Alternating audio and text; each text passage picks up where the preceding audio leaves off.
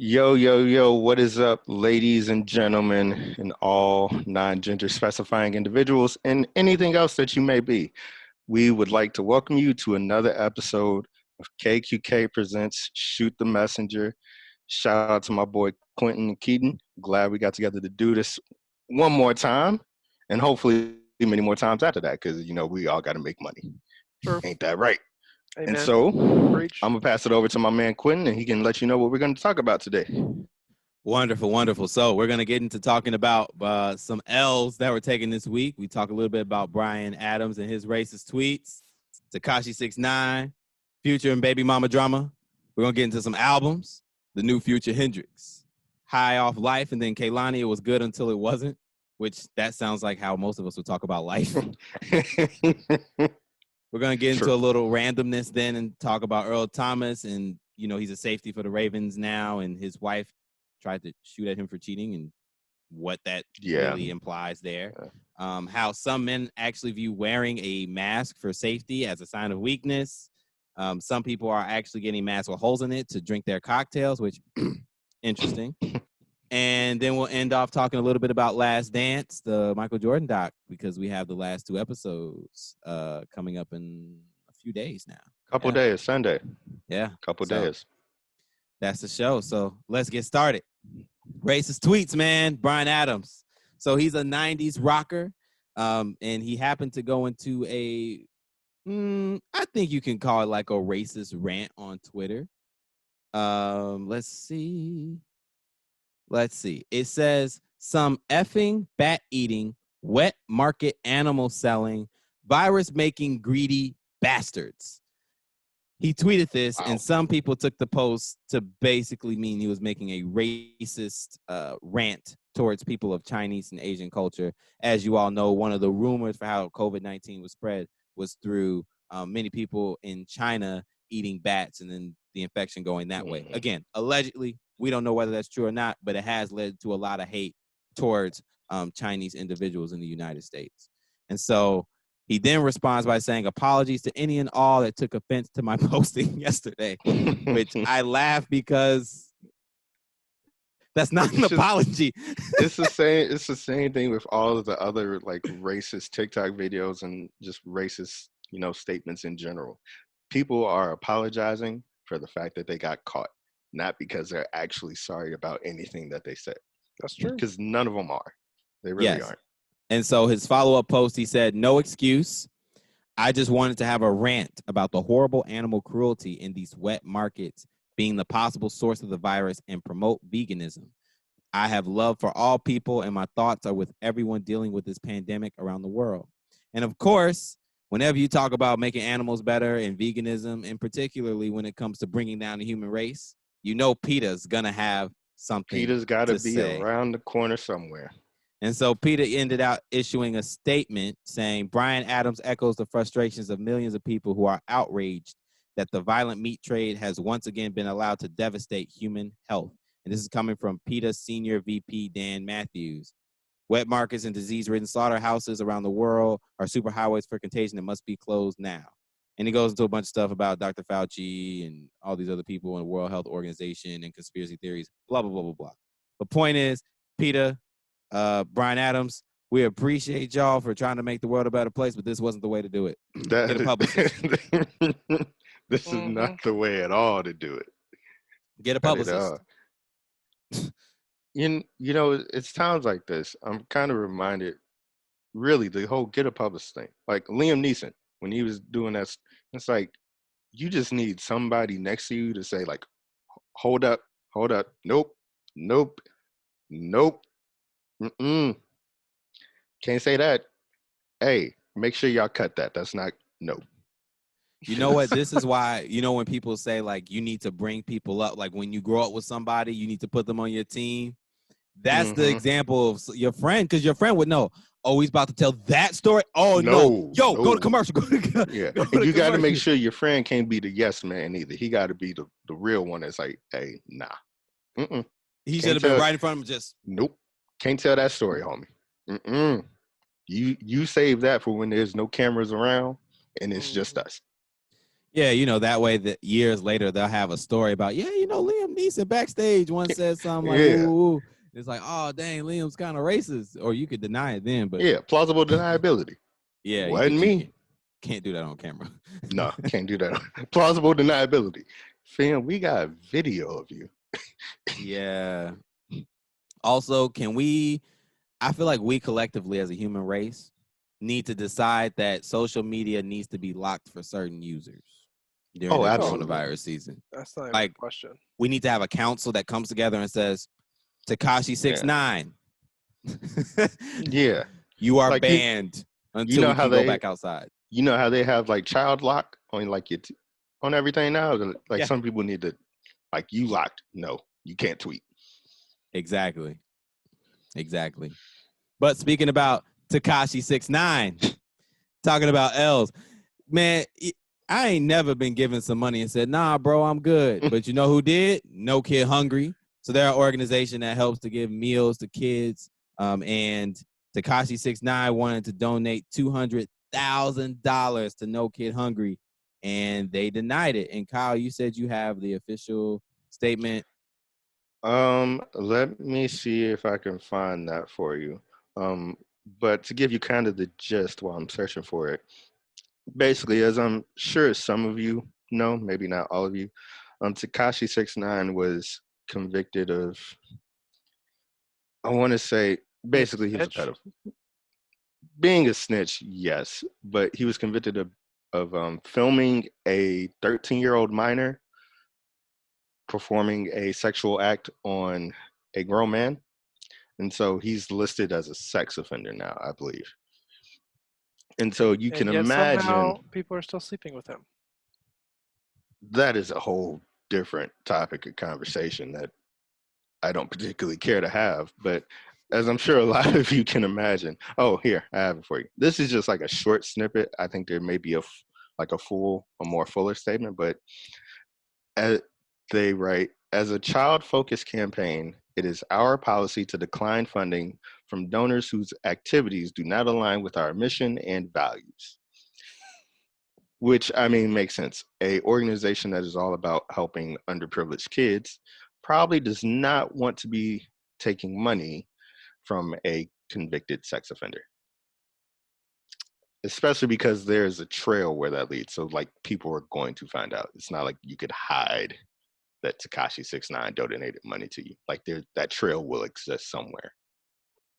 And so Tekashi 69 reminds me of a more successful Bad Baby. yeah. Like, nothing about his brand is good. Actually, it's horrendous. Yeah, His no. versus Bad Babies. And yet he still has so many devout fans. Yeah, no. Yeah, no, it's just I applaud them for saying no, because as an organization that is about, taking care of underprivileged kids, every dollar that they can get is very helpful. And I think to say, look, we know it's 200,000, but we don't want to associate with this clown. I applaud them for that. And so, Somebody from their legal team probably was like, hey, yo, no, stop that. oh, absolutely. I mean, I would imagine it's probably just I imagine that conversation was probably really difficult too, though. Like, So I was like, it's $200K. And the attorney was like, I don't care.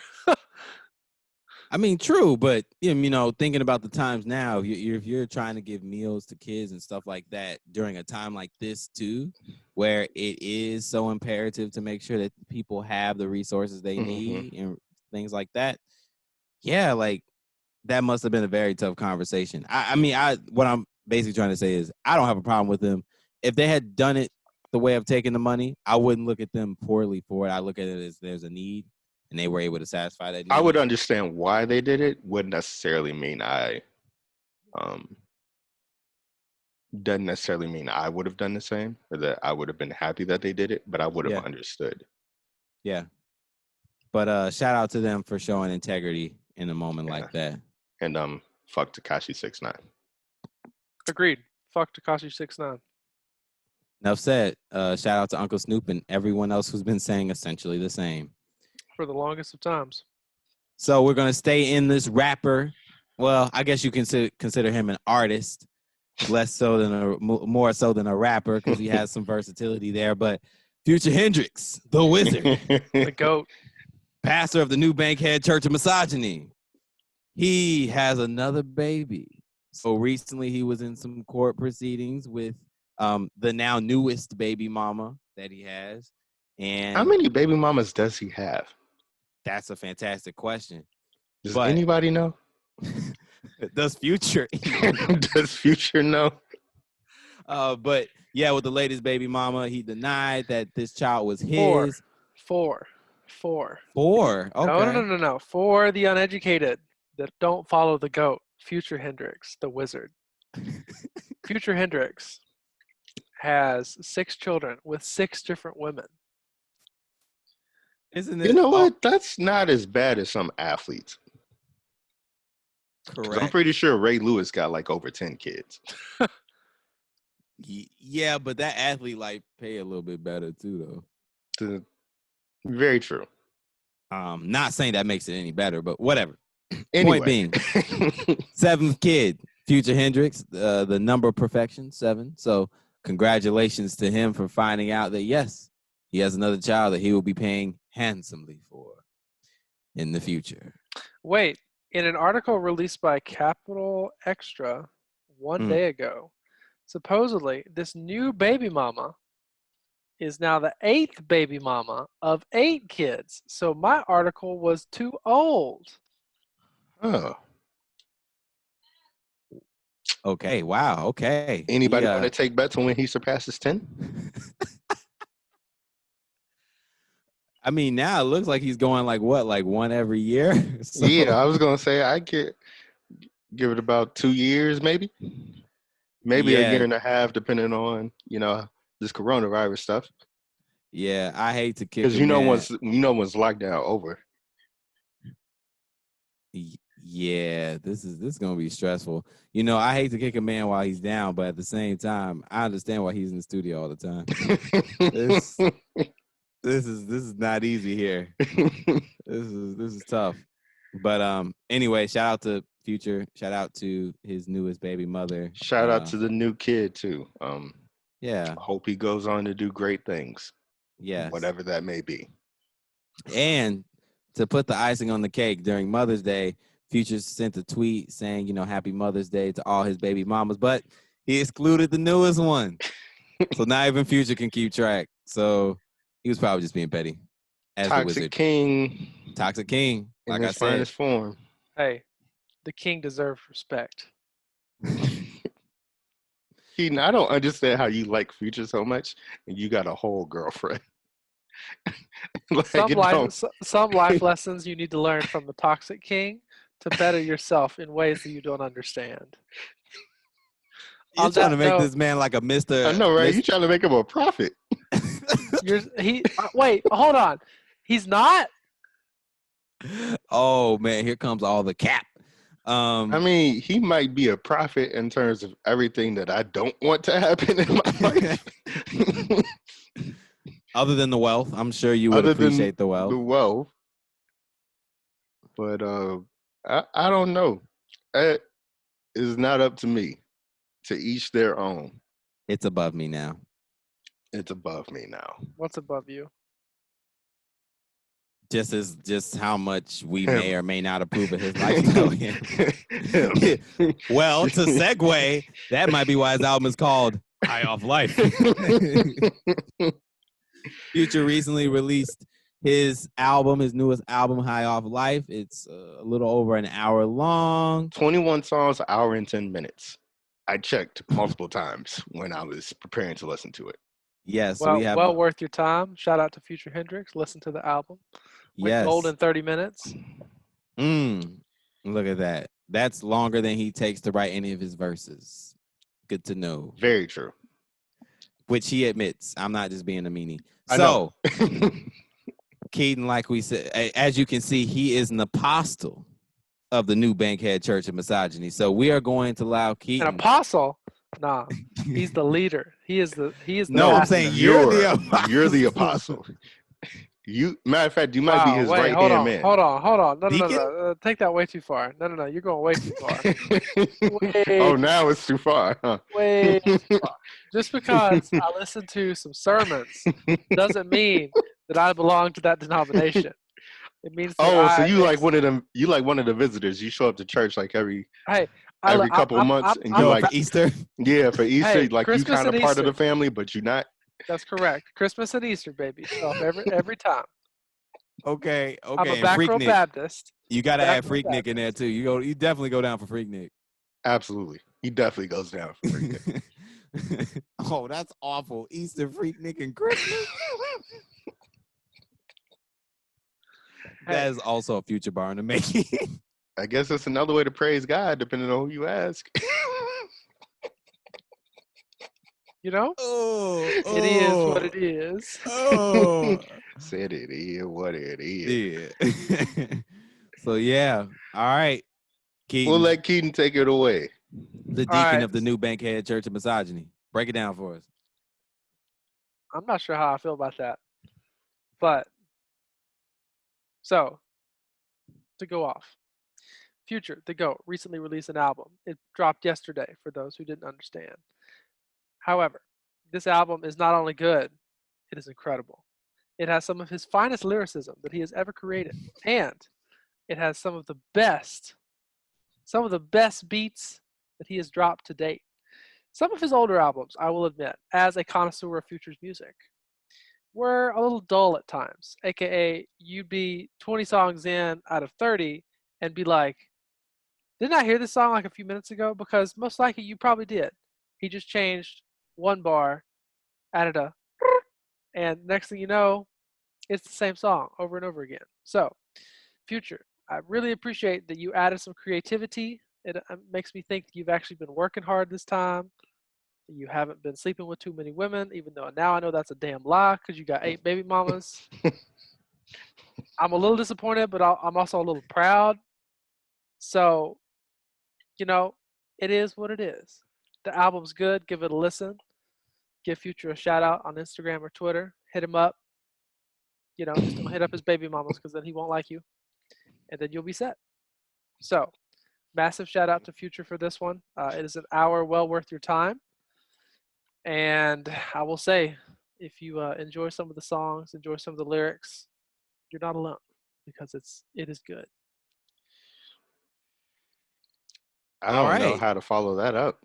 Yeah, I'll let you bask in the silence there. Okay, here's what I'll say. I feel like the first few songs of the album, they're like Hitmaker Future, right? I Okay. don't remember all the names he has for his aliases, but it's like Hitmaker. Like, so the first bit, I was like, man, if Outside was open, and either Kyle and I were trying to go clubbing somewhere, or if my homies in New York, we were trying to go out clubbing somewhere. That's the soundtrack of us going out clubbing. That means we about to go out. We about to get in some debauchery. We about to go talk to. We're about to do all the things. Absolutely. I'm not going to go into too much detail there. But then the second part of it, his really, DMs are open, ladies. only if you're fine. But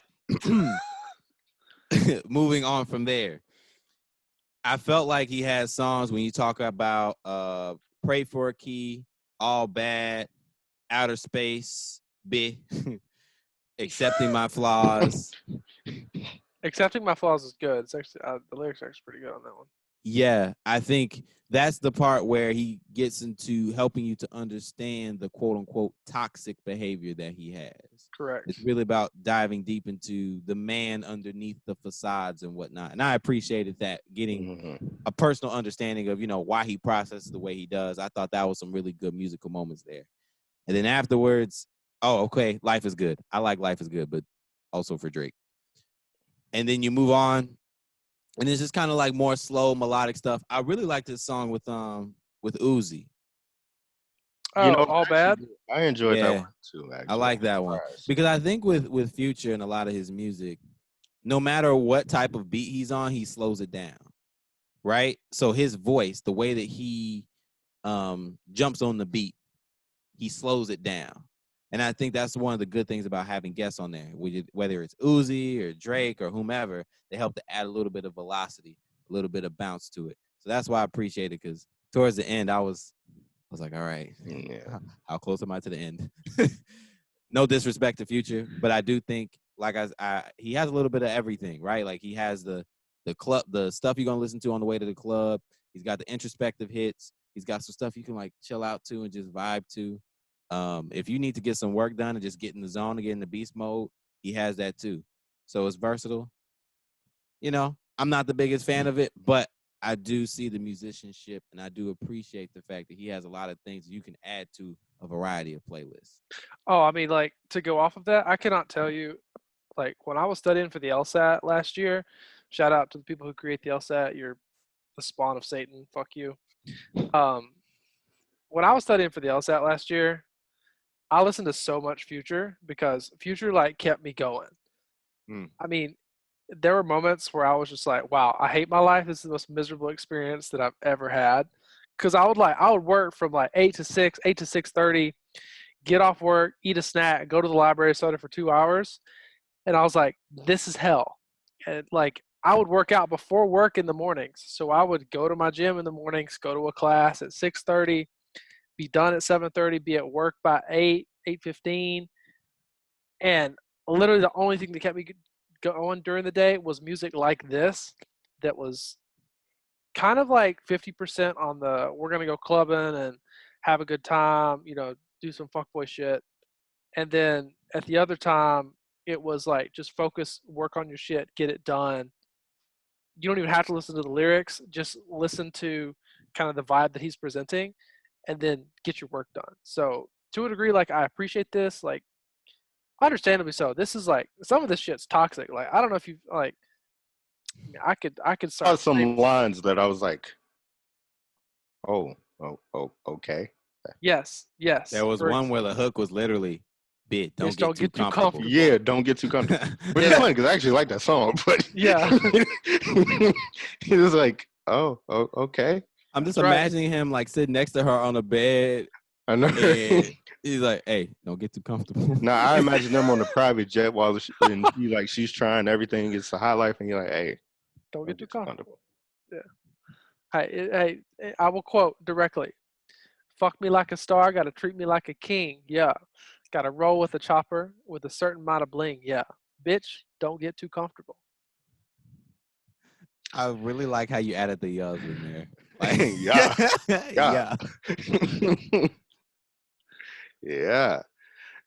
Nah, man. I would just in general, like in the entire time of like, Future making music, he generally just does not either it's not the vibe that I'm looking for, like the clubbing type stuff, which is generally not the kind of music I listen to, or B, the content just doesn't really capture me. It, it's either just not something I care about, or I'm like, you're not doing it in kind of a really interesting way. In other And words, so Kyle lets the bitches get real comfortable. maybe if I ever had any bitches, but Exactly. They're comfortable because they ain't around.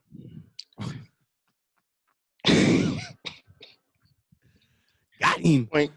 Point Keaton. Anyway, moving on. But nah, one to kind of get off. I remember the only album of Futures that I've ever like really liked, like the majority of it was Hendrix, which I'm not Really? sure. Yeah, it was a Interesting. while ago Interesting. because I actually really enjoy Future on kind of like the introspective and melodic stuff because I think his voice sounds really good on it. And I know, and for me on Hendrix and on a couple of the songs on here, the content to me is actually, lives up to that. And so for like the vast majority of this album just fades into the background really easy for me. Um, and That's fair. That's fair. at its worst, some of it is just flat out annoying. But like, but like, there are definitely like maybe 4 or 5 songs on here. Too Comfortable for sure. All Bad with Lil Uzi verse. Um, Accepting My Flaws might have been my favorite track on here actually. Mm. Songs like that definitely, I definitely enjoyed a lot. And so, you know, at this point, I just accept Future for what he is. He's going to give you a lot of Goat. different. I don't know about all that. He's going to give you a lot of different sounds in the album and different moods. And honestly, in some ways, kind of similar to Drake. There's going to be a lot to pick from, and you just kind of got to find what you're interested in. And so for me, go ahead, Keith. No, I was about to interject with a quick story that's kind of funny, but you can Go ahead. Go ahead and finish what you were saying. Like I said, there's about 4 or 5 songs on here that I saved, and I'm like, I could listen to that. Definitely can put it in the playlist, and if it comes up, I enjoy it. But probably not gonna go back and revisit this. That's fair. That's fair. I was just gonna hop in real quick and say that I made the very drastic mistake of saving 2 of Future's songs from High Off Life right next to 2 of Drake's songs from Dark Lane demo tapes. And so, I'll frequently go to my songs because there's a lot of content in there, and I'll just start playing the recent stuff because that's kind of what's been on my mind. It's what I want to listen to.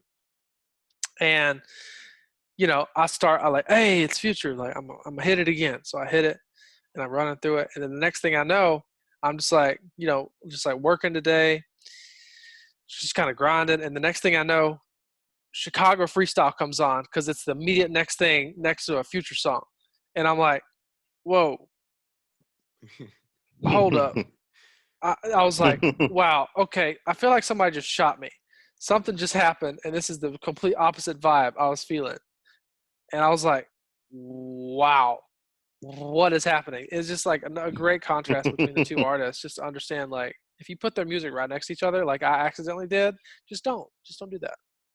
Because, like, they are probably 2 of the most opposite type vibed artists. And when I say that, kind of to opine, it would be the messages that they're sending out is not the same.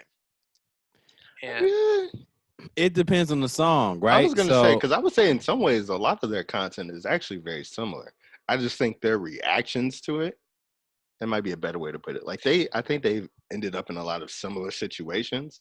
It's just the way they react to them are vastly different. That's like, and I think Drake will say, "Don't make me take you back to the hood," and Future would say, "We right in front of the hood. Get out my car." Yeah, I'll give you a perfect example. Drake will make Child's Play. Future will make Too Comfortable.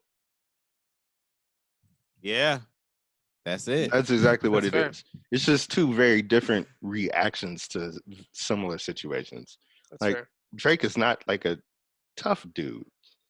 Like that ain't who he is. He's very emotional. Tough dude. You said what? Is Future a tough dude? No, but I think Future is not as whiny and in his feelings. I bet you. As Drake. That's fair. I bet you Future got some people in his crew that are tough dudes, though. Like, I think Future gets spiteful, like, if he gets hurt or upset. Like, Drake just gets kind of petty. Or he could just get sad. Or sad. Drake lets you see how he feels before he says the petty thing. Future just says the disrespectful petty thing. Yeah. That's fair. Which is fine. Which in some ways I kind of respect because it's probably how I do it. Instead of trying to rationalize it, you're just like, instead of actually, being a decent human being and sorting my feelings out. Yeah. So you should listen to more Future. He's got something for everybody. I told you I have Future songs saved, and I really did enjoy Hendrix. Like I like that album. That's fair. Matter of fact, I might listen to that after we get off this. I don't know. See, Word. There you go. But I did really enjoy that album. You know what? In honor of the Wizard, I'd like to break out the Henny bottle. I've actually never had Henny before, but I actually got some today. My girlfriend is laughing at me in the background because she thinks I'm a fucking buffoon, but it's okay. I would just like to say it is amazing that we've known you for what? Long ass time. 6 years now? Yeah. You've never had Henny? I feel like that's a failure as black men on our part, Quinn. Oh, absolutely. Absolutely. I mean, I was too busy in the library, but, I don't know if you can hear the sirens in the background, but, me drinking Henny with sirens in the background, I just, About the blackest you're going to get, Keaton. Yeah. Well, that's okay. I'm just gonna pour this and we're gonna move on. We're not gonna go there. That's fine. Go ahead. Go ahead. Pour one out for the I homie. want to We got a big get old your glass reaction to here. this. Yeah, no, I want. We need your reaction to this. All right. Yeah. Well, toast to Future and to Drake, I guess. To two of the goats. Mm. Two of the greatest of all time. That's okay. When did we become a liquor tasting show? Yeah. So tell us about the taste. So what does the texture right. feel like? So actually, that's really unique because it kind of lends towards a bourbon, but it's got some like darker, more I'd say coffee or like almost like a raisin type underlying taste to it. Mm. That's really unique. Henny don't taste like anything else I've ever had. That's for sure. Yeah, I can't like. It's hard for me to describe it because like it tastes like decent liquor at the top, but once it goes down, it's got like some weird undertones and aftertaste at the bottom. So yeah, it's That's good. why you never stop drinking when you have Henny. You get rid of that feeling real quick. Fair enough. I mean, I poured about 2 to 3 shots in this one glass, so we're gonna. I've had about 2 or 3 shots already, so I'm feeling pretty Really? good Okay. actually. Yeah. Well, shout out to my girlfriend. She got us some lovely margaritas for dinner. Hey. So she got us some. Yeah, she got us some lovely margs from a Matter of local fact, shop. at some point we're gonna have to pause this so I could refill my glass actually. But Hey, also. Okay. There you Okay. go. Do you want to refill now or do you want to wait? we could finish the Kehlani thing first. Okay. All right. Yeah, we gotta Good. Well, So I'm gonna thinking continue about drinking my Henny.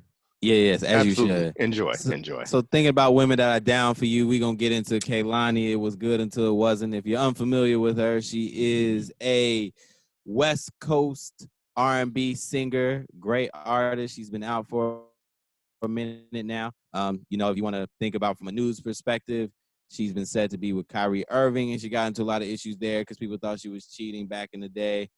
She's gotten into a lot of back and forth with YG as well, and released some songs talking about him cheating on Valentine's Day. So This is just wild. yeah. So yeah, she's been through and she's also been in some beef with Keisha Cole too. So Really? I didn't know that. yeah, something about Kehlani and some other artists were supposed to have a joint project together. They were having some creative differences. Keisha Cole was close with the other artists on the joint project. Words have been said by Keisha Cole, and then they've apologized and they're good now. But point being, Kehlani has been through a lot since her last release and since her career started for sure. And so it was good to get her R&B rendition of what she's been going through. She has a kid now too, which the She kid is. does? Yeah, she's had a kid for a minute. It's been a while. My ignorant ass did not know that. Yeah, it's been a while. So yeah, long story short, she's been through a lot, and I'm glad that we got a peek into that from an R&B perspective from her on this album. So Kyle, lead the way on this. It was good until it wasn't. Well, to be fair, I would side with it. It was good because this album was very good. Just a lot more my vibe. The very chill, relaxed vibe. Great vocals, obviously. I think we all know that Kehlani can really sing, and like you said, it was nice to get a peek into kind of like all the things that's been going on in her life and the way she kind of structures that in her songs, because there's kind of like a storytelling element to this album and the way it kind of flows, that I very much enjoyed. And you know, again, man, really enjoyable, just all around. I don't think there's a single track on there that I didn't really like. And I think it's kind of like the perfect length. It's 15 songs, but what, 2 of them are skits, so it's really more like 13 songs, about 40 minutes, which I think nowadays is kind of like the perfect album length. It's enough time that to really take care of each individual song and try to make it the best you can, but it's not over an hour where if you have 20 songs, a lot of times it can maybe feel boring and make drag on, and you know just end up not being as good as maybe you were hoping. So I really enjoyed it, man. Really enjoyed it. It definitely gets you in your feelings, though. So if you are not prepared for that, I would not suggest listening to it. I'm gonna But tell you, otherwise, definitely check it out. this is what I will say. Listen to the first track, Toxic. Oh yeah, If it feels uncomfortable emotionally for you, she came in real heavy. yeah. That first track is a pretty good indicator of how in depth Yeah, things she will came go. in real heavy. So if that song hits you the wrong way, you're like, "Ooh, I can't really do Hmm. that right now." You might want to wait until you're Yeah. in the right vibe, because she goes in hard and heavy, but she definitely lives up to that intro throughout the album. I was also really impressed with her features too. Oh yeah, So all of the features really good. yeah, Hey, if Toxic doesn't do it for you, just just listen to that one first, and then skip right to Real Hot Girl Sket, the first one, and then see how you feel after that. shout out to Meg Thee Stallion. Shout out to Meg Thee Stallion. Yeah, But yeah, no, yeah. all of the features are really good on here. I was actually surprised. Like, I wasn't expecting.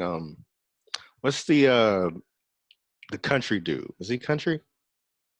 Let's see. Um, Country, British guy, After the song with James Lucky Day. Blake. James Yeah, Blake. James Blake. I don't know. Is he James pop Blake is country? definitely not country. He's going to be more like What folk is he? Folk? slash acoustic stuff like that. Yeah. Okay. I I don't just know James Blake, so I couldn't say for sure. But that feature actually really surprised me. One, just because obviously like I don't know who James Blake is, but also because I thought he did a really good job on that track. Um, yeah. a I really good mean, job. I will say this about James Blake. What I mostly know about him is his lyricism, writing. Like if you look at a lot of tracks, you'll see that he had a hand in making it happen. So King's Dead, the J Rock song with Kendrick Lamar, Oh, Oh, he did a okay. lot of work on the Black Panther soundtrack, didn't he? Oh, sounds like I uh, need to do my research on him. quite a bit. Yeah, he did. I think he did quite a bit for that. Element by Kendrick Lamar. He was producer, composer, lyricist. Pray You Catch Me on Lemonade by Beyonce. Oh, so he's got credit and respect. Oh, Definitely. absolutely. Yeah. Especially as like a writer, composer, producer. Yeah, he's got the credit for Okay. days. But yeah, he's also an artist as well. So just a little context. But Yeah, no, yes, he was really good on that track. Really good. yeah. I always like to see my boy Masego out there, you know what I'm Oh saying, yeah. doing his thing. Yeah. So that was awesome too. So yeah, I thought it was a wide range of types of features, and they were all strong. Which again, a lot of times the feature sounds phoned in. No one Yeah. sound No. phoned in on this project, which was awesome. Yeah, no. And Kehlani didn't come to play, y'all. She Yeah, no. There are a lot of great tracks on this album. My personal favorite, and Keaton, I'll let you go after this, actually, Go so you ahead. can No, get you're good. yours. You're good. But Open, Passionate is probably my favorite joint on this entire thing. Really, really love that song. It's a great song. all right. Keaton, how you feeling? You listen to it? Did it hit? I did. Not hit? Um, it was very on and off for me, I think. So, kind of when listening to it, there were some tracks that really kind of connected for me, and there were some tracks that I kind of listened to it and I was like, "What?" Um, Mm. I definitely heard kind of the frustration in her voice and some of the just kind of the feelings she was just trying to push out there, and I was just it's a lot to process. I mean, I'd say it's kind of the exact opposite of like a Future album because you know she's trying to process dealing with someone like that, and he's trying to process like treating people like that. Um, if that made literally any sense at all, hopefully it's not. No, that actually makes a lot of sense. Actually, I It know sounds like exactly it's what you the mean. joint album we need to happen. Yeah. That would be toxic as hell. Then that should be the name of the album. Toxic as hell. Yeah. Oh no, actually, that's hard. We need to let their But A&R nah, I people know know. exactly what. Yeah, no, I know exactly what you mean, though, Keaton. Yeah. yeah, and like Nah, sorry. You got my mind running because y'all was like, man, who could be a great feature on that album? You could get Drake in this. You could get like Travis Scott on that album. You could get like, sorry, you could. I'm just gonna stop. All right, Deacon. Oh, you got to throw Weekend on that joint too. You got to listen. Oh. Yeah, shout out to all the Weeknd fans. Secretly, Weekend might be the toxic king if we being honest. That's tough. You know what? Weekend's vocals hypnotize you.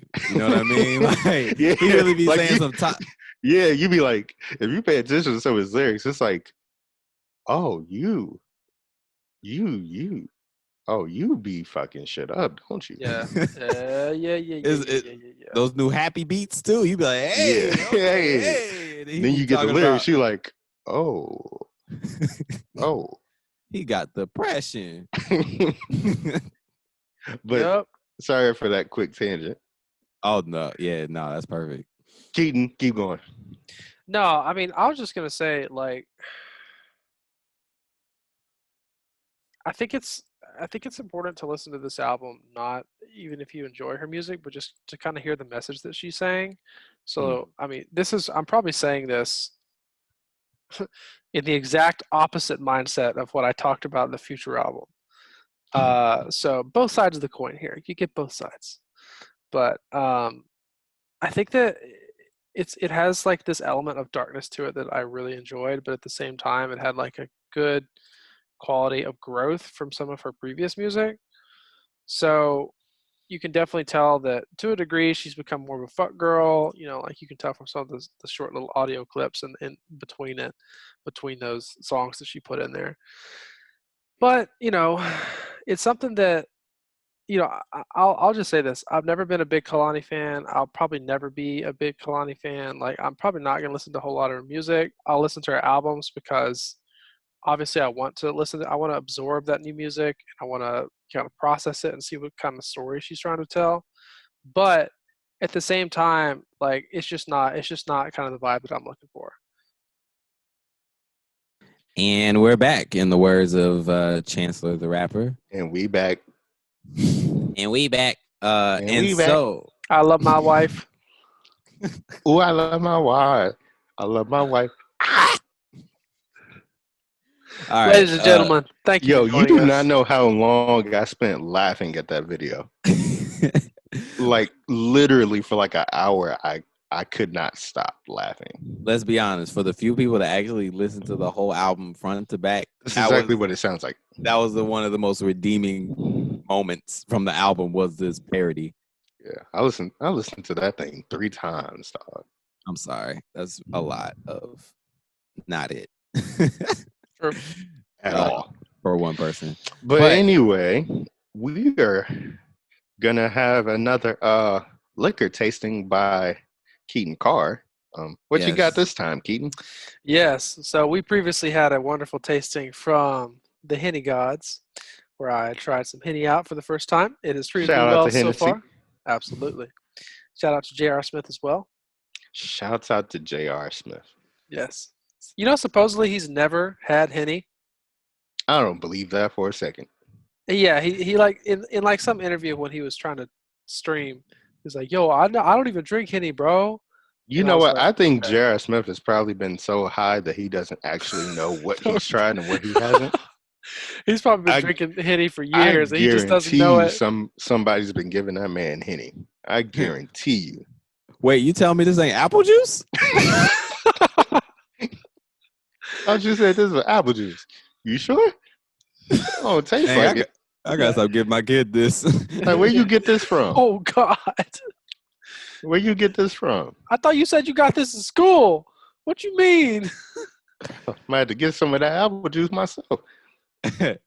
Shout out to Barbershop if you've never seen that movie. One of the lines in there is, "Who didn't drink my apple juice?" Shout out to Eve.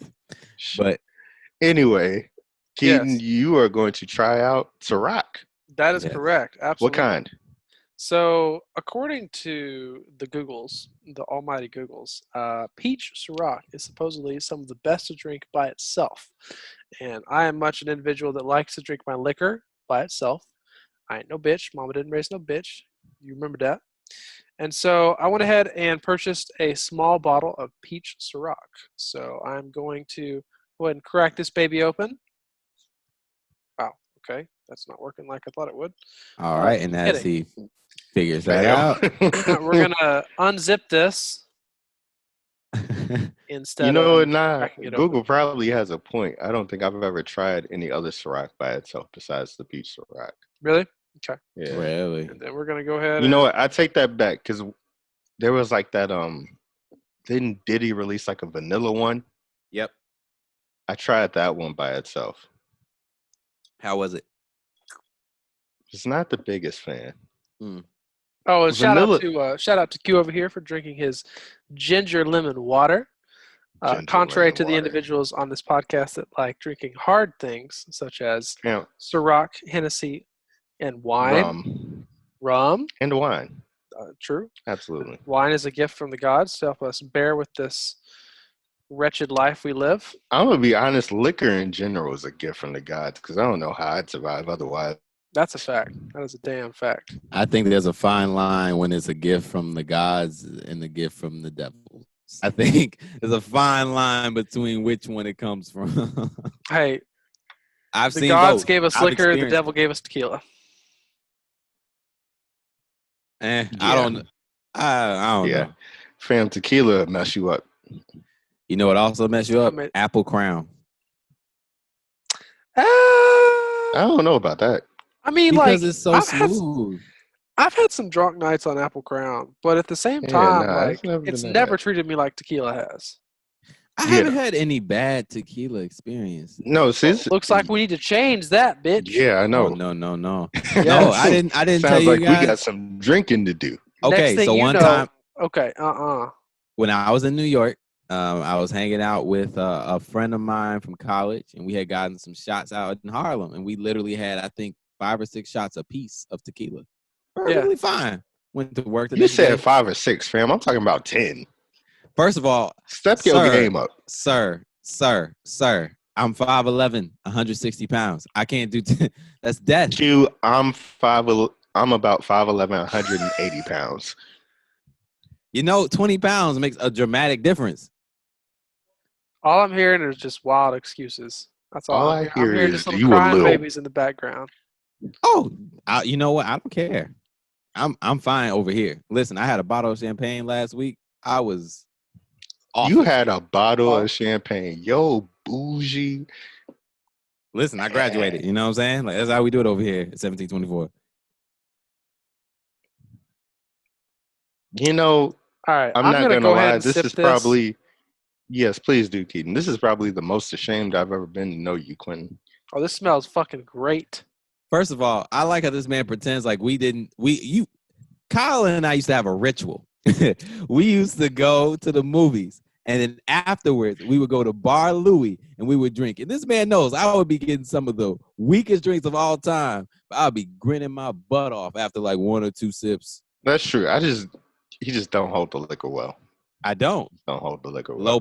Low body fat percentage. You know what? I To don't be weigh a fair, lot. I found I hold like straight liquor better than I do wine. Like wine gets me drunk super quick. I don't understand why. Kyle's all about them cuddly feelings. Hey, I'm just trying to find somebody I could cuddle with for the rest of my life. If she's Latina. That's not true.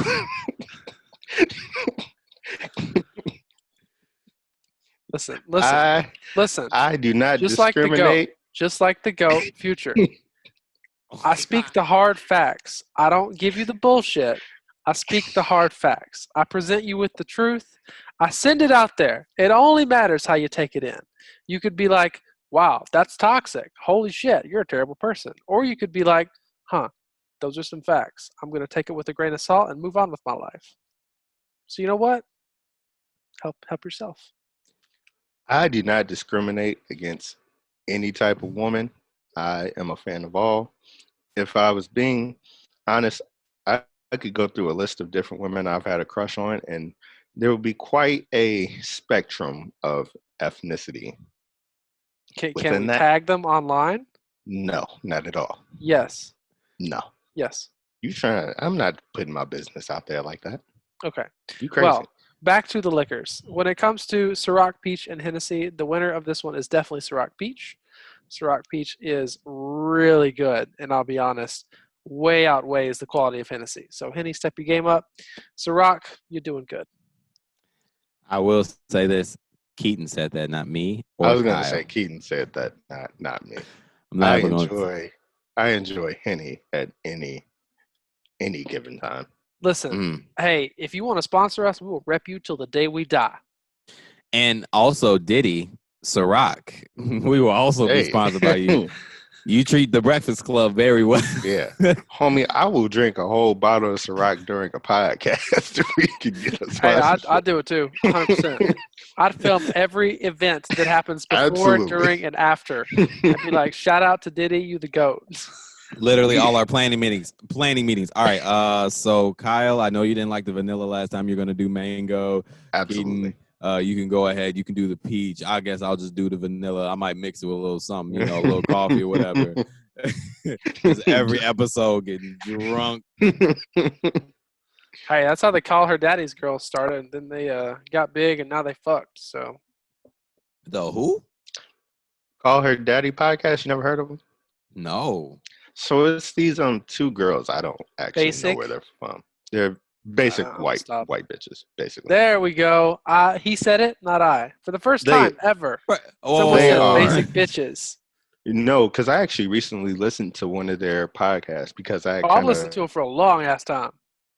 Oh, well, I feel like that says something about you that Shut you've the been fuck up. keeping on the podcast. But anyway, because I had seen some of the legal things going on with them, so I just kind of like listened to a podcast just to kind of get a better idea. Okay. But anyway, because they talked about this on the Joe Budden podcast too, which is kind of where I got a lot of my some of my information from, not all of it. But anyway, I think like when they started the podcast out, they signed contracts with was it Barstool? Barstool Sports is the one who's backing them, yeah. So they signed a contract there that basically paid them about $75K yearly, and they could earn up to $100K and maybe over, depending on like certain criteria and whatnot. In New York City, Manhattan, nonetheless. In New York City, yeah. But the thing is, like very quickly, I think they were outperforming that, like just based off the number of views they were getting. I think, matter of fact, they blew up quick.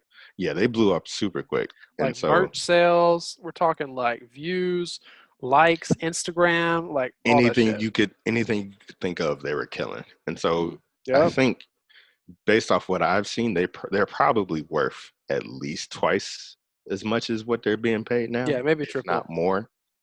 And so obviously, if if you could make twice as much money, you would want a new contract. You would want to be paid that. But I don't think Barstool is willing to give that to them. And so right now they're in a legal dispute. And I think actually the two girls who are like originally did it are no longer, like, they refuse to record for it. Who? And I think Alexander, whoever the two girls are, I think they're like taking a stance. I think I heard Alex this. I don't and know Sophia? They are? Yeah. Stance. I'm assuming that's who they are. Man, I don't know. Get the fuck out of here. I'm like, I think that they're like Barstool is trying to find like, interim hosts for the moment. But it ain't gonna go well. Yeah, I think that's kind of their plan, is to just, because I don't know how long the contract goes out, right? Obviously. So who knows how long they're locked into it. But I think that their goal is to prove in whatever way they can that they're worth whatever they're asking for. And if Barstool isn't willing to give it to them, I think they're going to try to move to a new platform. Well, and obviously, because I think Barstool owns like the identity, like the Call Her Daddy name, and like all of that. So I think they own that. So that, like, they would have to find like a new brand, but I think they would bring their audience with them into whatever that new brand is. It's like Desus and Mero. Yeah, in a lot of ways, actually. Like, they moved from one platform to one that was dramatically better. I believe the previous show owned the overall name, and so they just they tweaked it for Showtime, and then they've been fine. Well, I think that's what they're attempting to do. Well, I think one of the biggest issues here is they tried to pull the move early, so they tried to say, "Hey, we're worth more. We're leaving," and Barstool essentially said, "Hey, no, you have a contract. You can't leave." So I honestly think that's what might be happening, and that's probably why they aren't able to talk about it. Is because if they're out there, trying to pull leverage and say, "Hey, we're worth X or we're worth Y, and you're paying us Z," like we're gonna go somewhere else. We're gonna go to LA. We're gonna hang out with these people because supposedly they had been like hanging out with Logan Paul, and so like, I'll say, "Fuck you, Logan Paul. You're a fucking piece of shit." Yeah. Supposedly they had been doing some of that, and if they're gonna kind of get within that crowd, they could have used that platform, and etc.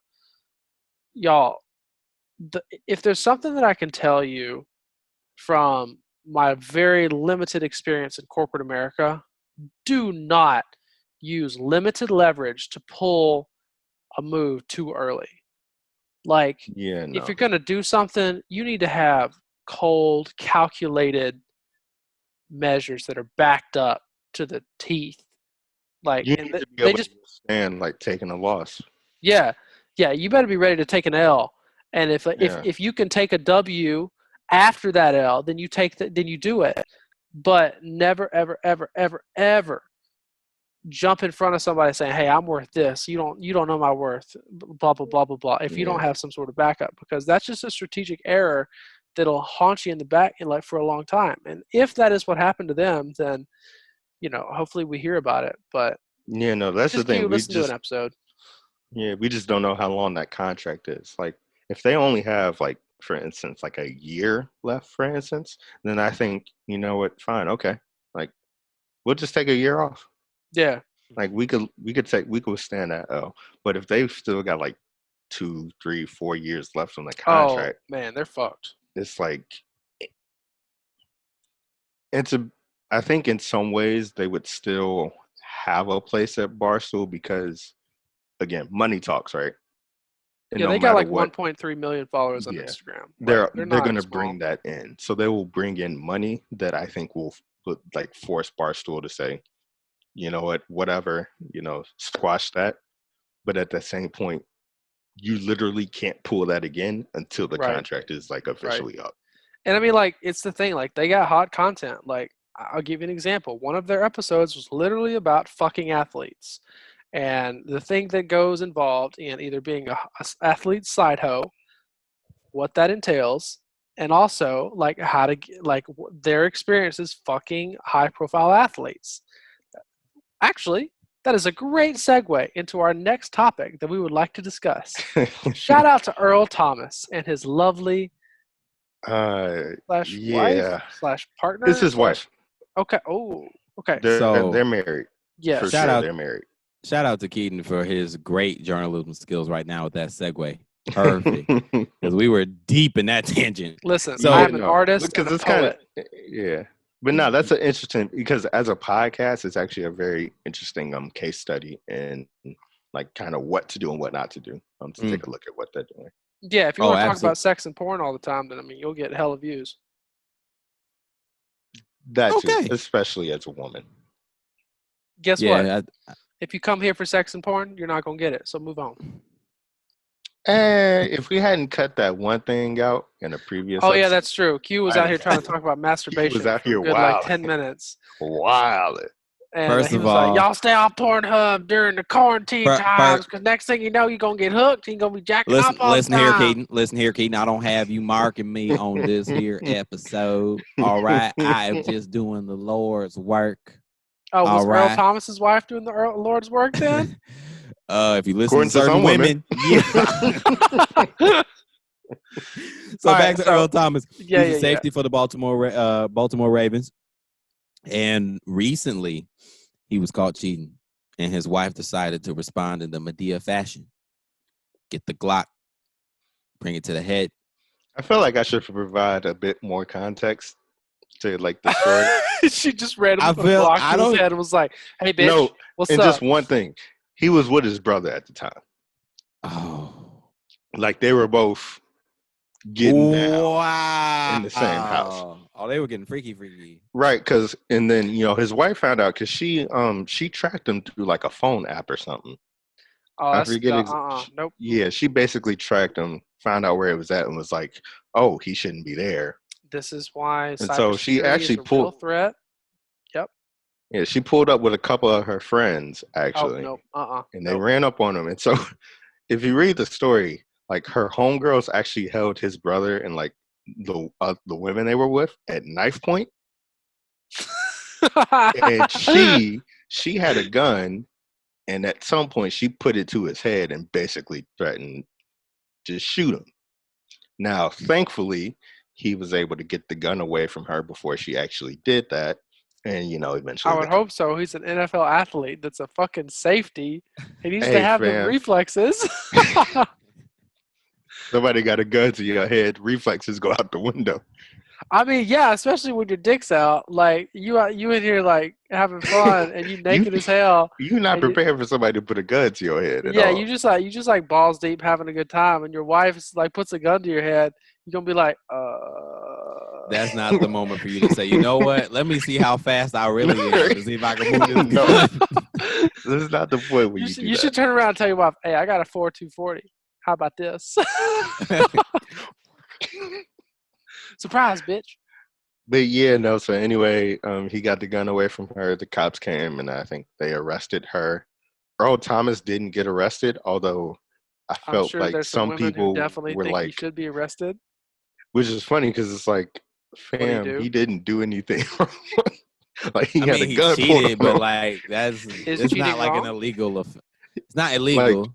cheating, Exactly. got a gun pulled on him. Like, Yeah. if Assault relationship.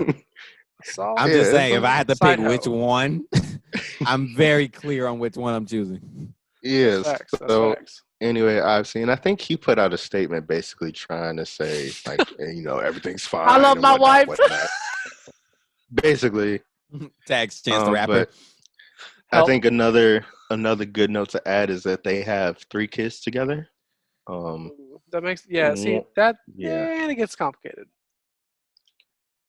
Oh and wow. so I think not so much the situation, like in terms of like talking about Earl Thomas's situation, because like, look, again, not condoning cheating, but that don't mean you need a gun pulled on you, obviously. But I think a lot on Twitter, Someone would which disagree. is where on the Twitter timeline is where I see a lot of this stuff.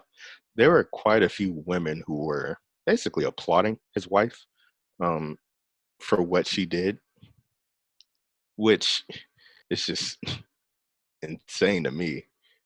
Like, I get it, like he cheated, right? I'm not trying to defend that at all. But is that really grounds for somebody pulling a gun on you and threatening to kill you, especially when y'all have children together? Yeah, it's tough. That's real Like, tough. I'm just trying to imagine, like, what if she had pulled the trigger, right? Mm. She big mad. Like, how do you explain that to the kids? Sorry, kids. Daddy was fucking someone else, so I shot him in the face. Night night. Like, Be loyal. Wow. Damn.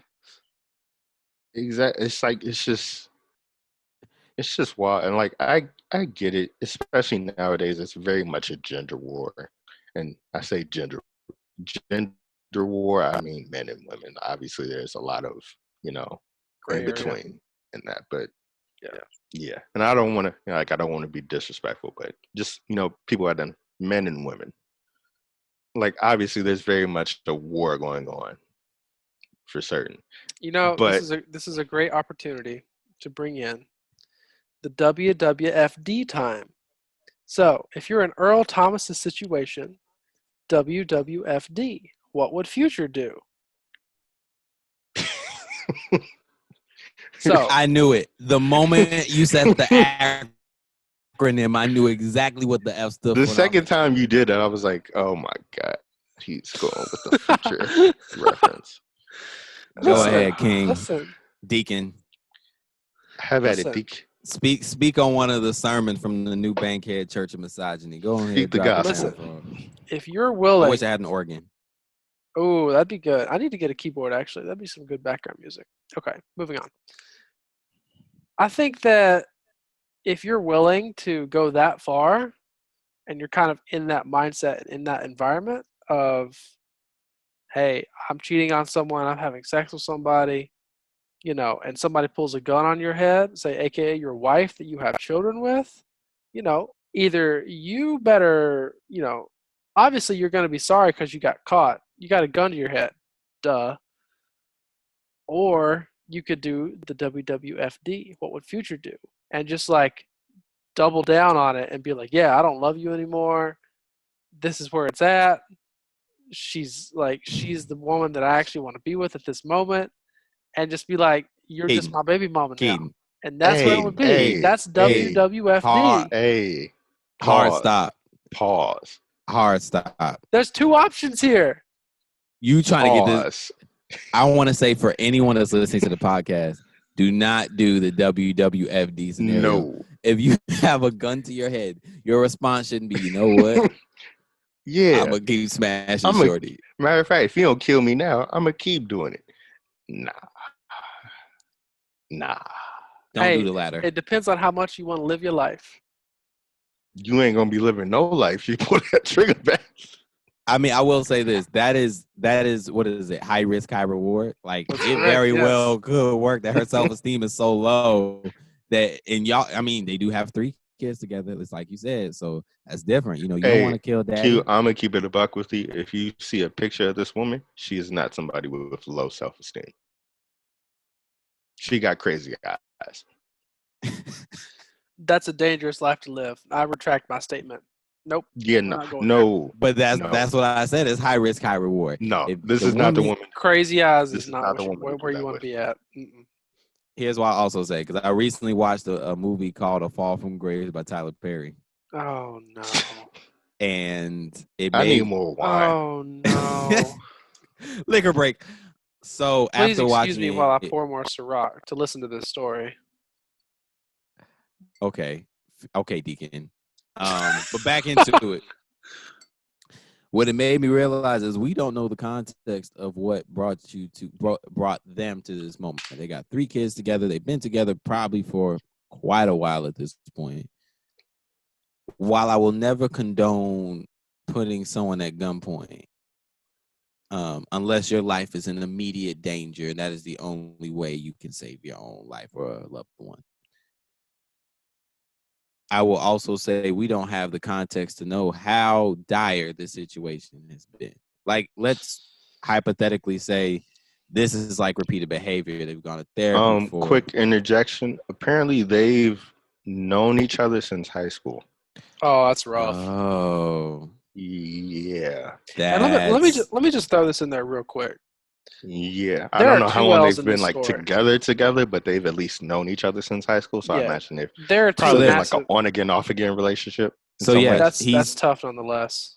He's 31 now, so let's say if high school they were together like 18, 17, 18. Yeah, 17, 18. So wow, that's 13, 14 years. 13, 14 years with a person. Yeah. 3 kids, and you catch them cheating with the brother also cheating. And of course, like I'm thinking about it, okay, she's tracking the phone. She brought her girlfriends, right? So she's not tracking probably not out of like concern for his safety. She knows. Oh no. Yeah. Like she knows it's something. I think it might be even fair to say that she's probably suspected him of cheating for at least a little bit before this incident. Right. And so that's why I'm saying, yes, if it's the extreme case of he's never cheated before, y'all have a good, healthy relationship, and her first inclination is, I'm going to get the gat and get the girlfriends, and we going to mess y'all all up. Yeah, that's definitely not acceptable. There's some real trauma that needs to be worked out there. But if this is like repeated behavior over a decade of time, that's real trauma. That's real, like, that is real emotional damage. This is my thing, Q, and it's really real simple. If a man did the same thing, there'd have been a lot more outrage. Plain and simple. Okay, but that's power dynamics, right? Like, yeah, but that's not fair. It's not. To be fair, fair is not equal, right? Like, we understand And I'm not sitting here saying I expected the same reaction because, quite frankly, I don't. Right. But let's at least acknowledge the hypocrisy, right? Right. But the hypocrisy comes from the fact that if a man were to walk in, well, number one, you get like the like contextualize it, right?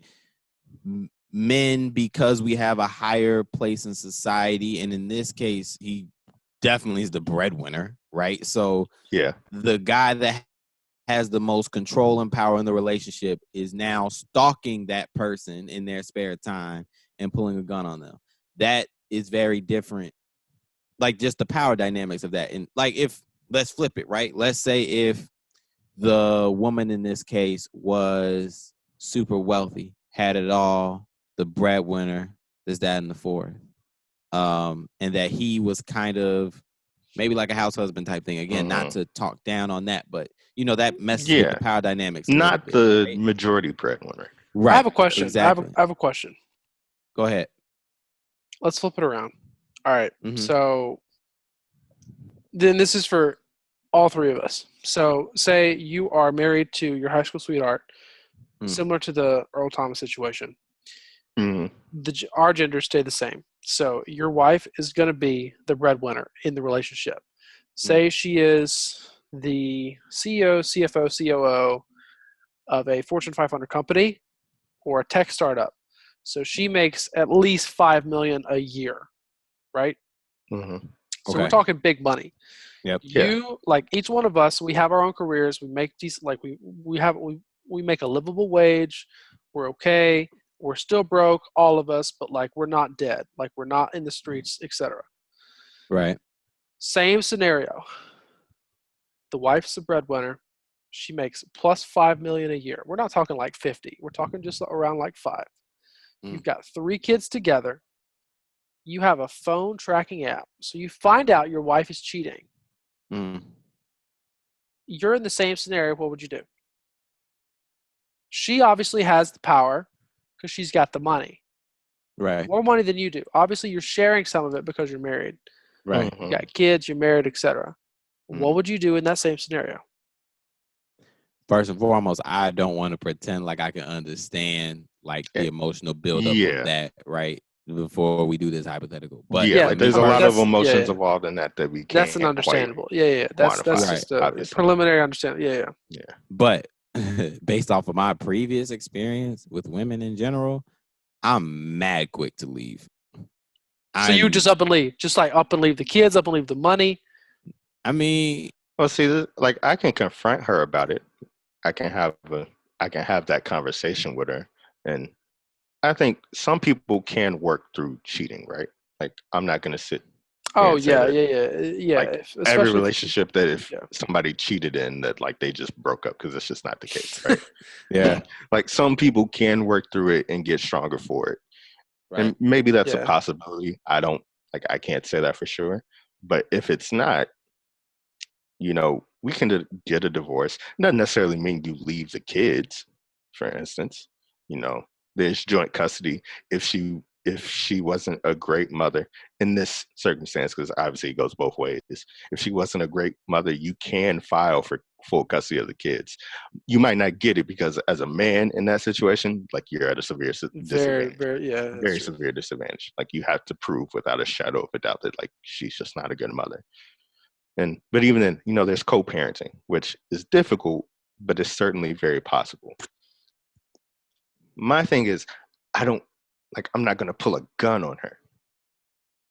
Because simple as, there are very few situations that justify pulling a gun on someone. Because the second you pull a gun on someone, it's a threat to kill. There's a very good chance of you killing somebody. Like, that's just the way it is. That's facts, yeah. No, if you do that, like, are you really prepared, again, to tell your kids to even deal with it yourself, that I killed my wife over cheating? Which I'm not trying to justify, but is it really worth killing someone over? I personally can't make that connection, and I never will be able to, because to take somebody else's life is just, there's a very specific situation that I would deem that okay. And The, getting cheated on is not one of them. the conversation we need to have, right? We need to understand like the emotional baggage that comes with the cheating, right? That makes it seem acceptable. Because I think that's probably where the disconnect is for us right now. Like, yeah, no, definitely. Like, why would you kill? Like, I'm like, yo, I leave. You know what I'm saying? Like, or try to figure it out through therapy or whatever. Like, it's not worth somebody's life. But I think such a visceral experience by so many people on social media is indicative that no, there's a lot of other feelings and emotions with even how may have been cheated on in the past, right? Like, there's probably a much higher emotional weight than we're able to really comprehend from our vantage point. No, definitely. I definitely get that. So, yeah, still, it may just be one of those things that until I have an experience like that, I hope I don't, but it's very possible. Until you've had an experience like that, you can't quite fully comprehend it. But and honestly, in today's society, it's a much higher chance of experiencing that, at least in you having like a very clear knowing of it. Like obviously, like Muggs had whole other families back in the day, but I feel like it's a lot easier to find that out now than maybe it was 20, 30 years ago. So social media, man, you one picture away from being exposed. Shout out to Facebook once again for being shitty. Yeah, you got a point, Q. Until you've had an experience like that, it's kind of hard to say for sure how you would react. Yeah. Which, to be fair, goes with a lot of things. Like if you've never, like, kind of a bit, and kind of getting off that, but like you hear people say like what they would have, like black people, what they would have done during slavery, and it's like, fam, like let's be honest, you'd have been right there with everybody else. Facts. That's right. Like I don't mean that just like to be like this, just the way it is. No, a lot of black people are like, yo, that Killmonger line was hard. I'm like, you wouldn't have done that. You wouldn't. Like if your master was like, yo, you either gonna be on this plantation, we're gonna kill you. You ain't gonna be like, I'm gonna die with the rest of my eggs in the river. Like nah.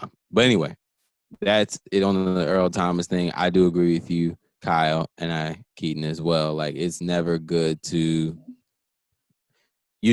I think it's like you said, whenever you pull a gun on somebody, that is literally saying there are a lot of implications that go behind that, and you got to be ready to deal with every single one of those. And I never think that is worth death. However, like we also talked about, you never know until you're in that situation. And we don't know their particular situation either. It could be much deeper than that. So just want to say that just before, people be like, y'all judging some folks. Like, no. It's a hypothetical. That's true. However, that presents us with a great segue into another relationship story. Another relationship story between MJ and his teammates. I see what you did there. He's getting good at this little thing. He's been practicing. I can tell. We haven't had. He said nothing that we need to cut out, so we're keeping this trend. Oh, just wait. It might come. It's the more I drink, the more it comes. Haha.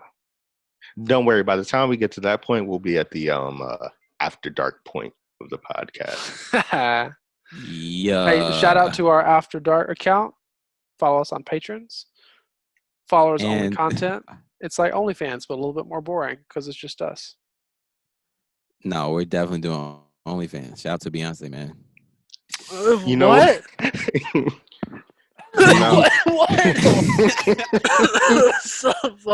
No, quick to edge it, right? I was listening to the Joe Budden podcast, right? And at some point they were talking about OnlyFans, but they, what is the dude version, right? It's called Only Men's. Only Man's. No, that's just not accurate at all. These men are stupid. Only men. They're not gonna call it Only Men's. No. Drake would definitely make one called Only Men's. Only Men's. Oh my God. Men's. But yes, the reason. First of all, Drake would call it Only Daddies for sure. No, he would call it Only Mines. Only Mines. He would put one of the. He would put some grind beat on it. Yeah, in like parentheses for the mendem. Oh my God. For the mendem there. Oh my God. Shout out to Drake for capping like he British. But and Keaton, this is just for your context. And also, Jay-Z, I highly doubt you're listening. But if you're listening, don't send your shooters for me. Because it was reported that OnlyFans saw a 15% spike in traffic after Beyonce was on the Savage remix for Megan Thee Stallion. Yeah. And she talked about she might make an OnlyFans. I mean, I don't think that Jay-Z would care that much, honestly, for that specific I don't either, scenario, but I like to make sure. Did you see how that it's man snatched that? OnlyFans. But did you see how that man snatched that phone in that party? Over something serious. Yeah, nah. He don't play about his wife. No, not at all. I mean, that's understandable. Are you kidding me? Hey, I Yeah. wouldn't play either. But yes, back to this teamwork makes the dream work. We get into the last dance. These are Episode right before 7 the- and 8. 7 and 8. And 9 and 10 will be Sunday, 2 days from now. Yep. So, last dance. We really get to see the behind the scenes on the temperament of Michael Jordan, the temperament of a champion, of a 2-3-peat champion. And let's just say he's not going to get the nicest guy in the world award. No, not I at all. didn't know.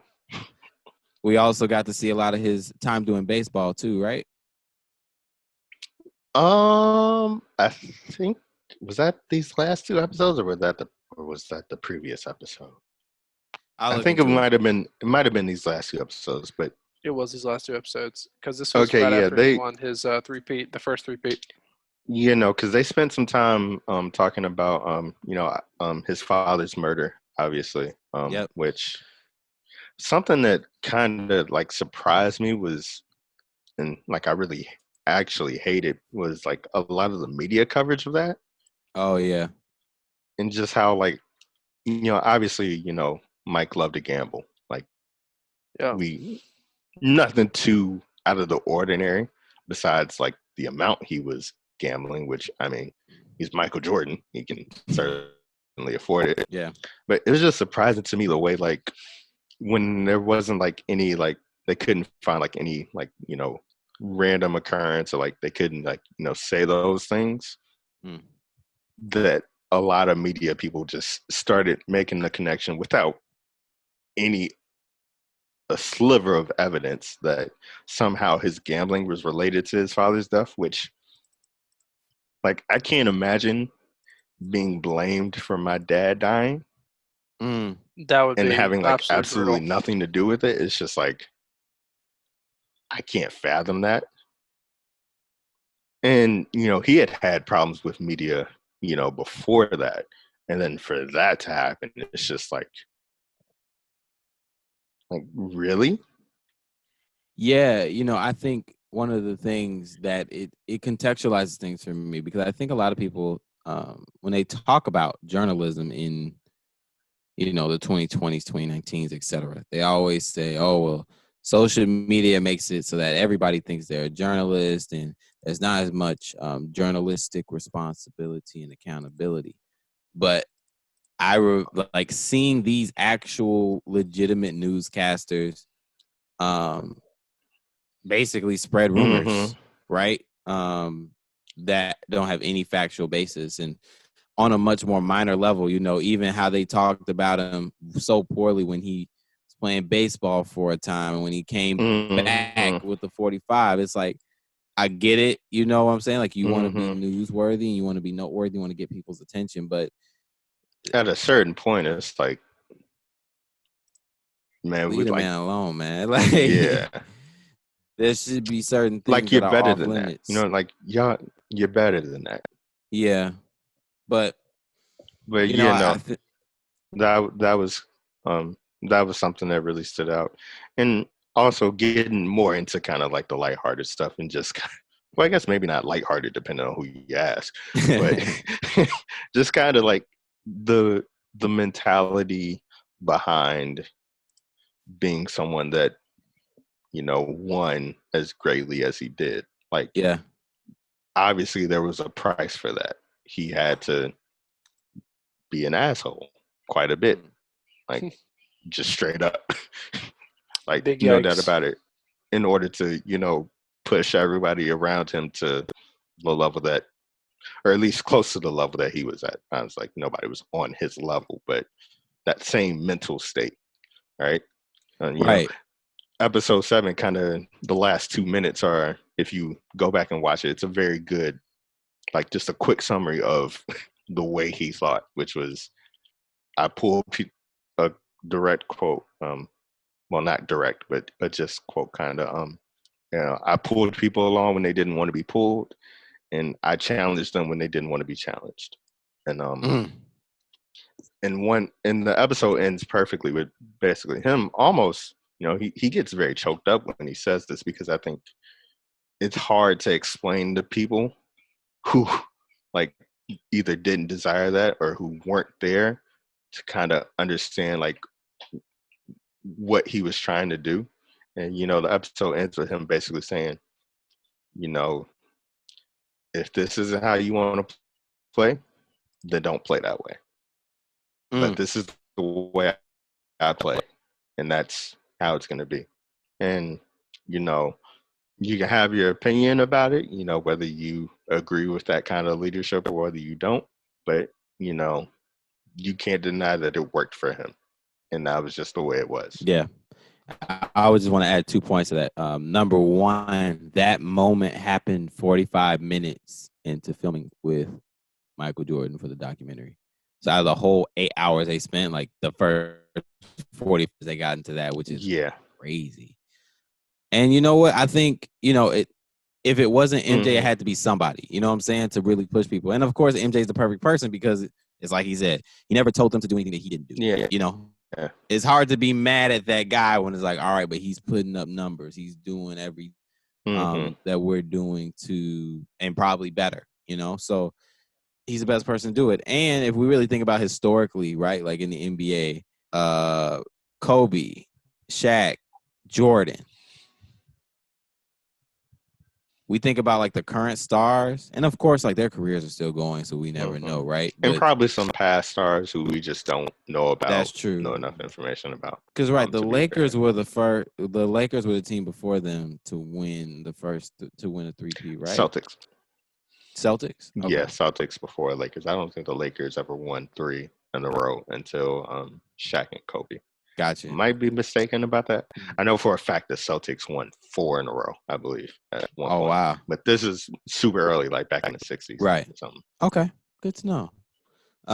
But I say that to say, to accomplish the level of success of getting literally 3 championships in a row. Twice. Yeah, twice. Twice. There's a price to be paid for that.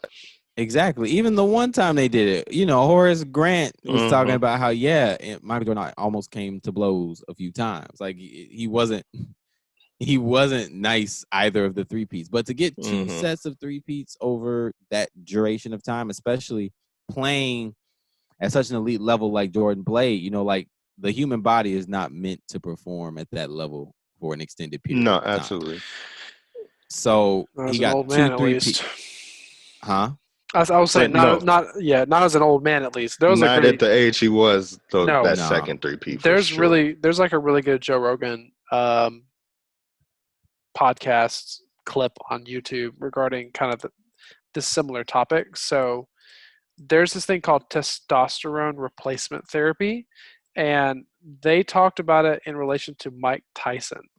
So if you think about the age that Jordan was when he was performing to the heights of what he was doing, it's wild to kind of think about what an individual who was not in his early, mid, late 20s is doing with kind of some of the ways that your body naturally progresses. So as a man, as you get older, your testosterone is naturally going to start dropping a lot, especially as you get in your late 30s, 40s, 50s, especially when you're 50s. But it's really important to understand that, if you increase that testosterone, those testosterone levels, kind of what happens, some other type of like replacement therapies, what happens is you kind of become the man with the old mind and the young body, which is what some fighters have done in the past, kind of for UFC, stuff like that. Boxing and any yes, that's correct. So the fact that, to our knowledge, Jordan I guess to an extent, LeBron is this kind of the same way because he's 35, and he's still pushing MVP levels. Is performing, winning championships to this level, with his body kind of naturally progressing as a normal humans does. Is just kind of where the greatness and the idea of wow, this is really incredible.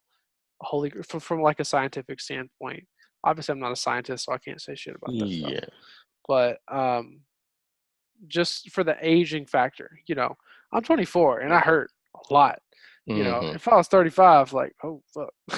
Yeah, you can only imagine what the pain would be. Again, like playing like super physical teams and all that other stuff too, like getting bodied by the Knicks, the Pistons, the Celtics. Nah, it's quite a bit like physical, but it's also a mental thing.